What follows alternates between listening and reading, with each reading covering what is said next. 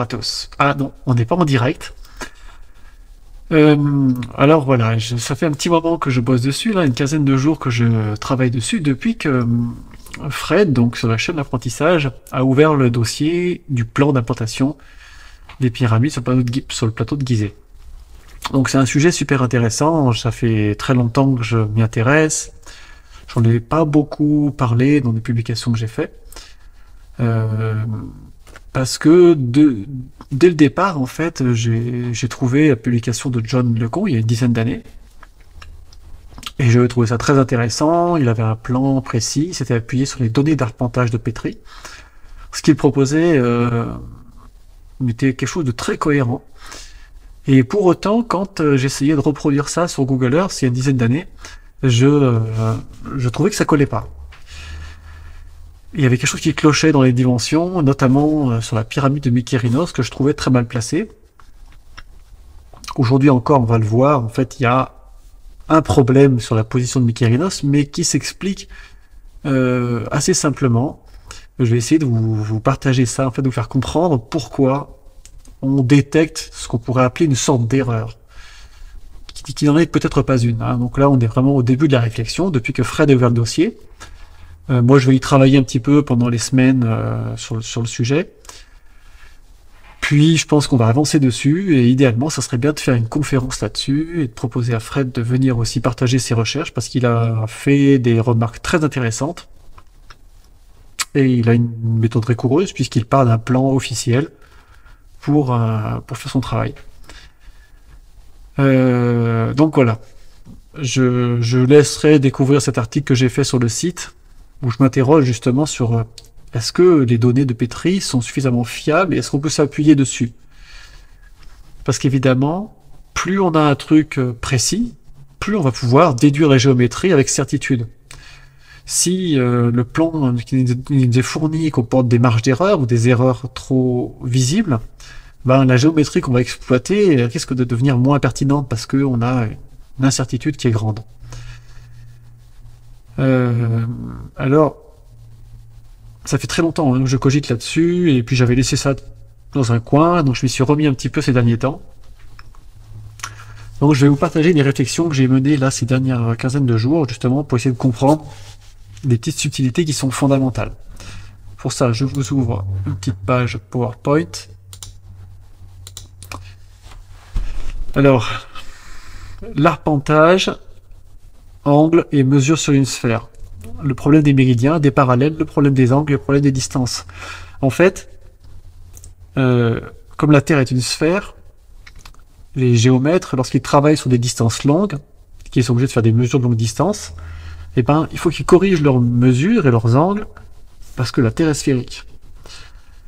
Et que transposer une géométrie à plan sur une sphère, eh ben, ça déforme un petit peu notre figure géométrique. Sur des distances relativement courtes, dans le travail du bâtiment, les géomètres généralement ne se compliquent pas la tâche. Il n'y a pas besoin d'aller faire des corrections de distance et d'angle sur des distances très courtes. Le plateau de Gizeh, eh ben, on est dans une zone un petit peu intermédiaire. On n'est pas sur une distance très très longue, mais quand même, on a plus d'un kilomètre entre les points extrêmes au niveau diagonal. Si on part du coin nord-est de Khéops au coin sud-ouest de Mykérinos, on a plus d'un kilomètre, 1 km 170 environ. Et ça peut commencer à jouer. Alors, je vais vous expliquer un petit peu tout ça. Imaginons par exemple que sur la Terre, on décide de tracer entre deux obélisques des lignes à 45 degrés. Si je pars dans un sens, par exemple vers le sud-ouest, je vais avoir un angle de 45 degrés. Exactement. Mais si je vais la mesure dans l'autre sens, je vais trouver 45,92 degrés. Donc dans cet exemple-là, on a une distance qui est d'environ 23 km. C'est entre la grande pyramide et l'obélisque d'Héliopolis. Donc on n'a pas le même angle dans un sens ou dans l'autre. Et ça, c'est lié au fait qu'on fait des mesures sur une sphère. Et que ça provoque une déformation de la figure géométrique. Donc cette différence d'angle, elle n'est pas visible sur des distances courtes. Ou très peu visible. Pas énormément. Alors là, ici, on a 0,8 degrés, ça commence à être conséquent. Mais sur des distances courtes, ça se perçoit pas trop. Lorsqu'on mesure l'angle dans un sens ou dans l'autre, c'est pas perceptible. Mais vous allez voir que sur des distances courtes, on rencontre d'autres problèmes. pour revenir à la grande pyramide, il faut savoir que si on décide de dessiner un carré de 230 mètres au sol, et qu'on veut que ce carré soit orienté exactement sur les axes cardinaux, que les 4 côtés soient orientés de cette manière-là, c'est pas possible. On ne peut pas orienter les 4 côtés sur les axes cardinaux. Les méridiens se rejoignent au pôle nord. Donc quand ils se rejoignent, en fait, c'est une ligne qui converge et à la fin, tous les méridiens, il n'y a plus d'espace entre les lignes de méridiens. Et donc cette convergence fait que forcément ça déforme la figure géométrique. Donc notre carré de la pyramide, par exemple, si on décide qu'il mesure 230 mètres 38 à sa base, ici, à la base sud, et bien la déformation, elle suffit à faire 3 cm d'écart entre la base sud et la base nord. Donc quand on nous dit que la grande pyramide est un monument extrêmement précis, et que l'erreur est de quelques centimètres, en fait, l'erreur peut-être encore moins que ça, parce qu'en fait, souvent, quand on nous explique ça, on ne tient pas compte du fait qu'entre le côté nord et le côté sud, on doit déjà avoir 3 cm d'écart, si on veut avoir une orientation exactement calée sur les axes cardinaux. Donc, on peut aussi avoir une subtilité, on peut aussi avoir une petite astuce, on peut créer vraiment, alors, du coup, ça implique aussi qu'aucun angle n'est droit ici. Ok? J'ai aucun angle droit. On n'a aucun qui est parfait. Après, sur la grande pyramide, il y a une subtilité, c'est qu'il y a quand même un angle droit qui est parfait. Dans un coin, il est quasiment parfait, l'erreur est de 3 secondes d'arc, c'est du 90,0000, on est à une précision exceptionnelle. Et du coup, on peut choisir, effectivement, d'avoir une ligne nord-sud de base, une ligne est-ouest de base, et on est bien. Et puis le reste, forcément, on va avoir une erreur, c'est-à-dire que les autres angles, on sera forcément inférieur à 90 degrés. Donc tout ça pour vous dire que juste à la dimension de la grande pyramide, à cette échelle-là, c'est pas possible de faire un carré parfait. Donc ça implique déjà une marge d'erreur, je dirais normale, logique. Inévitable. Et en fait, si on a du mal aussi à avoir un angle parfait ici, un angle droit parfait, il y a une autre raison, c'est qu'effectivement, l'angle de la grande pyramide est presque parfait, 3 secondes d'arc d'erreur, je crois, si ma mémoire est bonne. C'est que si je fais des mesures juste sur cette fois-ci en est-ouest, donc pas en nord-sud, mettons que je me place à la latitude 30 degrés, je pose 2 obélisques à 500 mètres de distance, donc je vais mesurer 90 degrés exactement vers l'est pour atteindre mon obélisque. Donc c'est mon point de départ de visée, hein. Si je me place avec mon théodolite, je me place sur l'obélisque qui se trouve là sur la gauche à l'écran. Et puis je fais ma visée avec un théodolite, 90 degrés exactement par rapport au nord. Au bout de 500 mètres, je fais mon obélisque suivant. Le problème, c'est qu'en faisant ça, on a quand même une déformation. Si je mesure dans l'autre sens, cette fois-ci, donc de l'obélisque qui se trouve à droite vers celui qui est à gauche, donc de l'ouest vers l'est, je vais trouver 90 degrés, 001. J'ai quand même une déformation. Parce qu'en fait, quand je prends une visée d'un point de départ, si je prolonge ma ligne longtemps, je ne serai plus sur le même parallèle. Globalement, le décalage sur 500 mètres, c'est environ 10 cm. Donc cet obélisque, il va se retrouver environ 10 cm plus au nord, si je fais ma mesure de 90 degrés exact avec le théodolite. Et dans l'autre sens, je vais tomber sur 90 degrés 001. Bon, j'ai arrondi un petit peu les valeurs, mais c'est pour vous faire comprendre le problème. Alors maintenant, revenons au plateau de Gizeh. Il faut essayer de comprendre ce que ça implique, ça. Parce qu'au plateau de Gizeh, il y a des distances qui commencent à être pas négligeables, et quelles sont les conséquences que ça peut avoir. Donc ça, c'est une reproduction du plateau de Gizeh, vu du ciel, à partir du plan de Flinders-Petrie. Et d'après John Lego, le plateau a été arpenté de la manière suivante, avec comme point de départ, un carré de 1000 coudées royales, qui est matérialisé ici. Donc 1000 coudées du nord au sud, 1000 coudées d'est en ouest, placées sur le coin de la grande pyramide. Ça, c'est pour lui le point de départ, et je suis assez d'accord avec son interprétation. Et théoriquement, si je trace ma première ligne de 1000 coudées du nord au sud, que je me place ensuite ici avec mon appareil de mesure, alors nous on dit un théodolite, mais ça peut être un appareil similaire à la groma romaine, donc un appareil qui permet de mesurer des angles assez précisément. Si je fais ça et que je vise un angle à 45 degrés exactement, je vais rencontrer un problème. Théoriquement, 45 degrés, c'est l'angle idéal pour rejoindre l'autre extrémité ici, qui se trouve à 1000 coudées. Mais rien que ça, à l'échelle du plateau de Gizeh, nous pose un problème. Si je fais cet angle-là, et que je trace ma ligne, elle dépasse le coin. Du coup, la longueur de cette ligne, au lieu de faire 1414 mètres, elle fait... Enfin, pardon, au lieu de faire 1000... non, je vous le dis autrement. Au lieu de faire 740 mètres 50, elle va faire 742 mètres 40. Ça fait quasiment 2 mètres d'erreur. Donc ce petit décalage là, il suffit à créer une erreur de 2 mètres. Et il se trouve que la largeur du plateau de Gizeh, d'après ses auteurs, donc Petri ou Lendash, c'est 742,4 mètres, d'après Petri. Donc cette longueur-là, ici, là, que vous avez là, cette petite erreur, elle est reportée en fait sur le plateau de Gizeh, ici sur la largeur. Donc ce qui explique que John Legon s'étonne qu'il n'y ait pas exactement 1414 coudées royales, parce qu'en fait on devrait avoir 1414 coudées royales ici. Il y en a 1418, et il s'étonne, il tente de l'expliquer avec différentes méthodes, mais il n'a pas évoqué ce point-là, que l'erreur peut tout simplement venir du fait qu'on a rabattu une diagonale suite à une visée à 45 degrés exacte. Donc en théorie, nous devrions avoir 740 mètres 50 sur la largeur, en théorie. Si on avait exactement rejoint le coin ici. C'est ce qu'on devrait avoir. Alors est-ce que les Égyptiens, ils savaient pas que la Terre était ronde, ils n'avaient pas conscience de ça, etc. Non, pas du tout. Vous allez voir, en fait, ils en avaient parfaitement conscience. J'essaierai de développer ça dans d'autres vidéos, et en tout cas, quand j'aurai eu le temps de terminer ce travail. Mais en fait, ils en avaient parfaitement conscience, et ils ont des stratégies d'ajustement indispensables, car ils ne peuvent pas faire coïncider et des mesures et des angles d'un plan sur une sphère. Ils sont obligés de faire des choix. Parce que là, effectivement, on voit bien que on a 4 coudées de trop dans la 1414. Pour poursuivre mon exemple, ensuite, d'après John Legon, en traçant cette diagonale-là, ici jusque-là, donc autrement dit, je reporte ma diagonale ici, là, je la rabats jusqu'ici, tac, ça me donnerait la longueur, la largeur du plateau. Et toujours de ce point-là, pour connaître la longueur nord-sud, en fait, c'est en théorie, ça devrait être cette longueur de là à là. L'angle exact, normalement, doit être 35,26 degrés.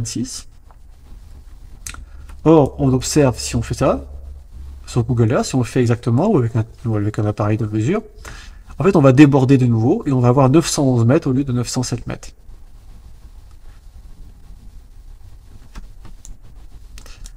Or, il se trouve que sur le plateau de Gizeh, on a bien 907 mètres ici. Ils y sont bien.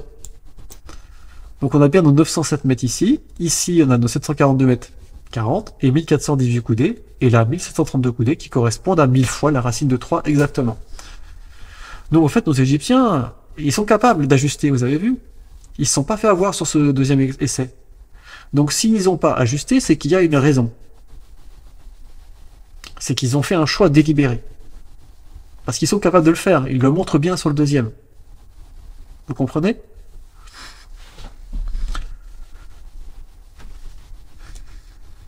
S'ils avaient choisi de prendre une mesure par exemple de ce point-là, 45 degrés, et qu'ils avaient visé l'angle à 45 degrés, au lieu d'arriver ici, ils seraient arrivés ici. Cette fois-ci, ils auraient une mesure trop courte. C'est-à-dire qu'en mesurant dans l'autre sens, ils auraient eu 739 mètres au lieu de 740,5.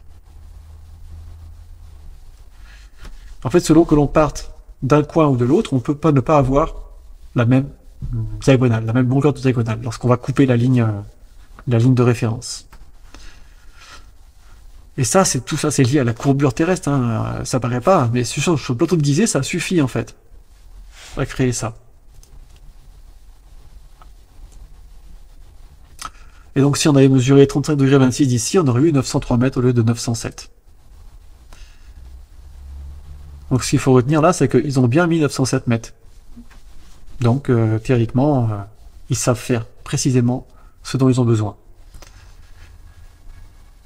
Maintenant, je vais essayer de vous montrer pourquoi, en fait, ils ont clairement décidé volontairement de ne pas conserver la mesure exacte ici. Théoriquement, ça, c'est les mesures données par Petri et Glenda. Elles sont pas très différentes. En gros, on a un écart d'1 mètre sur la position de la pyramide de Mykérinos.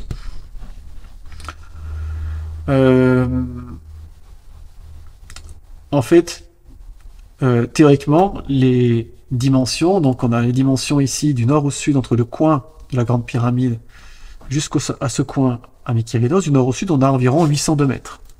Et ensuite, de ce point-là, jusqu'à la pyramide, on a environ 636 mètres. Théoriquement, ça doit nous donner, si je fais une diagonale entre ce point-là et ce point-là, un angle d'environ 36 degrés 43. Or, dans la réalité, ce n'est pas ce qu'on a. On a un angle de 38 degrés 16. Et ça, c'est important. Et c'est une clé. Parce que ces dimensions-là, théoriquement, sur un plan, devraient donner cet angle-là. Mais sur une sphère de la taille de la Terre, ces dimensions-là donnent 38,16 degrés. Or, 38,7 degrés, cette pente-là, je pense que vous avez compris ce que je veux dire, c'est la pente du profil de la grande pyramide. Donc en fait, la pente, le profil de la grande pyramide, entre ce coin-là et celui-là, il permet de tracer un angle exactement correspondant à la pente de la grande pyramide. Ce que je viens de vous montrer là, c'est ce qui permet de comprendre que les Égyptiens ont fait un travail d'arpentage extrêmement rigoureux, qu'ils ont tenu compte, visiblement, du fait que la Terre est sphérique et qu'ils ont la capacité à en tenir compte dans leurs mesures. Parce que c'est pas un coup de peau s'ils ont cet angle de 38,16 en observable. En théorie, sur le plan, c'est pas cet angle-là qu'on doit avoir. Mais en observable, c'est ce qu'on a en réalité lorsqu'on est sur une sphère. Ok, donc ça c'est vraiment une clé. Donc je vais vous montrer, après pour finir, ce que moi j'avais compris du plateau de Gizeh il y a quelques années. Donc j'en ai parlé une seule fois, je crois, dans une vidéo que j'ai fait où je critiquais un documentaire sur l'Égypte qui était passé à la télévision, qui était assez mauvais comme documentaire. Et dans ce documentaire, à la fin, j'explique comment moi je voyais plutôt l'implantation du plateau de Gizeh, parce qu'il y avait des égyptologues qui s'empaillaient sur des trucs complètement bidons. Bon, je vais vous montrer, je vais passer sur un autre diaporama. Alors, comment moi j'avais compris le plateau de Gizeh à l'époque, et comment le travail que je suis en train de faire en ce moment, en m'appuyant aussi sur ce qu'a fait, sur ce qu'ont fait d'autres auteurs, hein, parce que en gros, moi je suis pas parti de rien. Je vous l'ai dit, je suis parti des plans de Petri, du travail de John Legrand, d'autres personnes. Il y a eu Georges Vermar, Ivo Jacquier, il y a donc Fred qui travaille dessus. Il y a plein de gens qui ont bossé dessus. Et moi, j'avais compris ceci. Ce que j'avais compris, c'était que la position de la grande pyramide, en fait, et ses dimensions, déterminent la position de Mykérinos. En réalité, si je prends la grande pyramide, que je la quadrille en 4x4, et que je reporte ces grilles, je finissais par avoir 11 petits carrés en est-ouest, 14 en nord-sud. Et ça, c'était les pentes de la grande pyramide, 11 par 14. Donc moi, cette grille-là, elle m'apparaissait essentielle, fondamentale, puisque non seulement l'angle est respecté, mais en plus, la position en distance dépend de la taille de la grande pyramide. C'est-à-dire que cette grille vient complètement superposer la grande pyramide, qui est fractionnée en 4x4. Ok, et au passage, ici, on vient passer exactement sur la base sud de la pyramide de Képhren. Ok. Donc ça me paraissait être vraiment une clé. Et il se trouve qu'effectivement, si on applique le plan de Petri au sol, ben ça marche pas tout à fait au niveau des distances. Au niveau des angles, c'est exact. Donc voilà, ça c'était pour moi l'élément clé, en fait. Et la suite, en fait, elle peut donc se définir. Donc ça, voilà, je remontre un petit peu ce que j'ai montré tout à l'heure. Comment après on pouvait positionner la pyramide de Képhren. Donc moi j'avais compris les choses de cette manière-là. Ce que Fred a fait remarquer dans une vidéo un jour, j'ai trouvé ça très pertinent et à mon avis c'est exact. Il en a reparlé là récemment sur ces deux lives, c'est que du centre de la base nord de Képhren jusqu'à la centre de la base nord de Mykérinos. Si on trace une ligne, on intercepte le centre du carré de Képhren. Et ça, c'est précis. Fred a montré qu'il y avait des rapports de distance aussi qui sont très intéressants, des rapports 5/7 et des rapports de pente 5/7. Et à mon avis, ce qu'il a vu là, c'est pertinent parce que ces rapports, même s'ils ne sont pas tout à fait exacts, en fait, ils peuvent être faussés par justement le phénomène qu'on a vu tout à l'heure, le phénomène de déformation des angles et des distances à cause du fait que la Terre est sphérique. Donc si on avait voulu le faire sur un plan, on n'aurait pas pu le faire à la perfection. Et donc les erreurs que Fred a notées, qui sont raisonnables, bah, elles s'expliquent en fait par ce phénomène-là. Donc ça me paraît fondamental. L'autre chose que moi j'avais quand même noté, que je trouve vraiment passionnant, je sais pas où j'avais vu ça, est-ce que je l'avais découvert tout seul, peut-être, mais peut-être que je l'avais vu aussi quelque part, je m'en rappelle pas. Bon, en tout cas, c'est un fait, c'est que si je trace un cercle dont le centre se trouve à ce coin-là, le coin sud-ouest de la Grande Pyramide, et que la diagonale est le rayon, ce cercle vient intercepter quasiment le centre de la pyramide de Képhren. J'ai pas la valeur exacte, la précision par rapport au plan de Petri et Glendash, mais on était très très près. Et pour moi, c'est quelque chose qui pouvait servir tout simplement à venir placer sur cette ligne la position de Képhren. Puisque cette ligne-là permettait de placer Képhren, mais on ne sait pas où elle est sur la ligne. Hein. Elle aurait pu être par là, par là, par là, et ainsi de suite. Donc moi, j'avais observé cette relation toute simple avec un cercle. Ensuite, on pouvait tracer d'autres cercles si on voulait. C'est ce que suggère, par exemple, Georges Vermar, c'est ce qu'a montré Éric Le Saint aussi récemment. Donc tous ces cercles, vous allez voir, sont intéressants aussi. C'est que si je traçais un cercle comme ceci, donc le centre se trouve sur la demi-base ouest de Képhren. On fait pareil avec Mykérinos, mais on prend comme centre la demi-base nord. En fait, on a ici deux cercles tangents.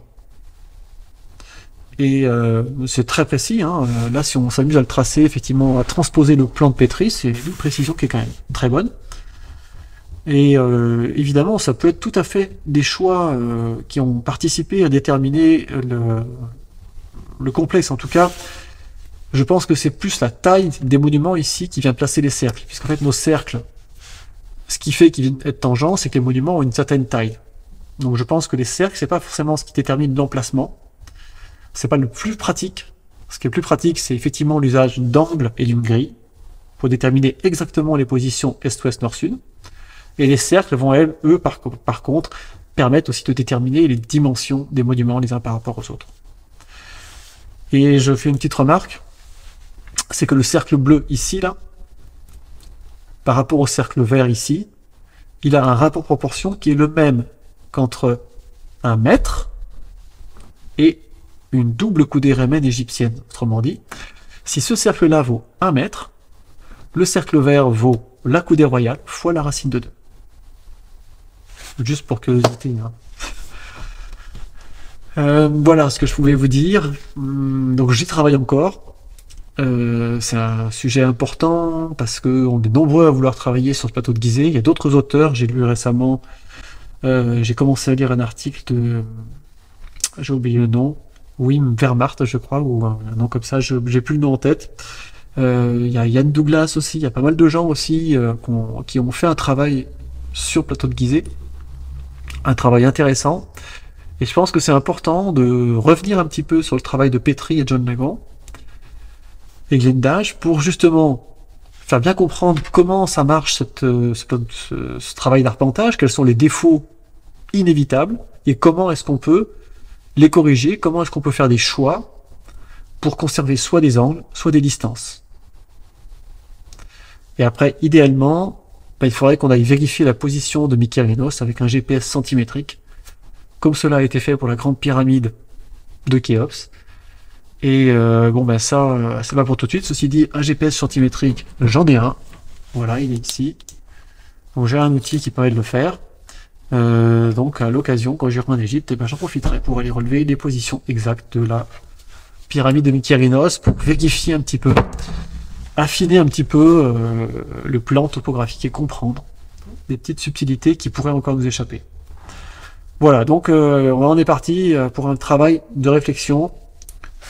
Voilà, tout ce que je vous ai dit là, c'est on est là, je dirais, Il y a des choses très pertinentes, on est à l'état de réflexion, donc il peut y avoir des erreurs peut-être, mais globalement, je pense qu'on est en train d'ouvrir des brèches pour creuser vraiment sur la géométrie de ces boîtes de Gizeh et pouvoir découvrir des éléments qu'on découvre sur la Grande Pyramide, mais qu'on va pouvoir redécouvrir aussi, je pense, sur le plan du plateau. Il y aurait d'autres choses à dire, mais j'ai pas le temps pour aujourd'hui. J'y reviendrai dans pas longtemps et suivez bien l'actualité de Fred qui a fait du travail dessus, qui va peut-être continuer. Moi, je vais aussi prochainement en reparler aussi. Et puis, je vous dis à bientôt. Merci d'avoir vu cette vidéo et puis je donne le maximum pour démêler ce sujet passionnant. Bonne journée, bonne nuit, bon après-midi, comme vous voulez. Au revoir et à bientôt.